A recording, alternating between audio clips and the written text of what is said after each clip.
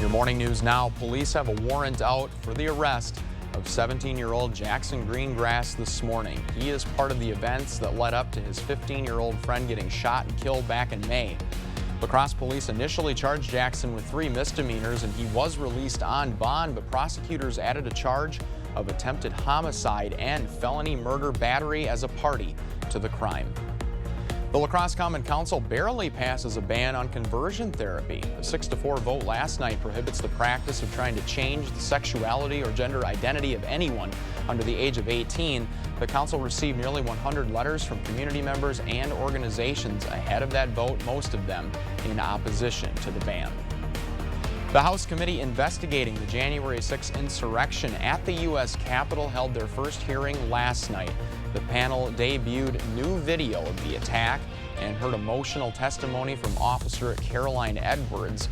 The next hearing is scheduled for Monday, with several others scheduled for this month. More formula is headed to families who need it this morning. A plane loaded with 110,000 pounds of European baby formula arrived at a Texas airport yesterday afternoon. It is part of the federal government's Operation Fly Formula to end the nationwide shortage, but none of this is going to end up on store shelves. Families will be able to buy it through the websites of several major retailers or at Gerber.com. A clinical trial is now underway to evaluate an inhalable vaccine to protect against respiratory infections, including TB, COVID-19, and the flu.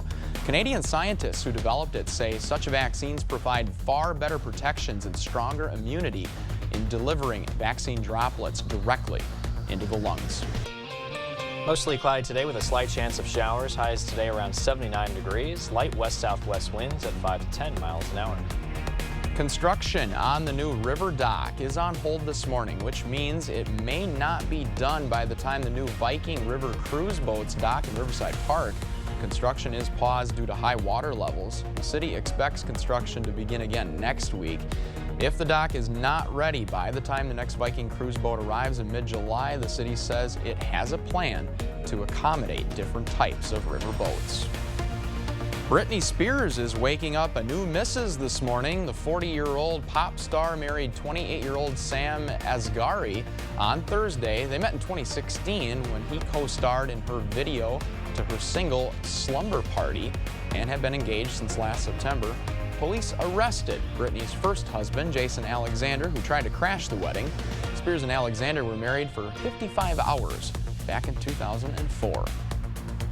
Waltz your way down to the Pump House this weekend and enjoy the 9th edition of Artspire. The event is free and features live performances, art booths, food trucks, and a beer garden.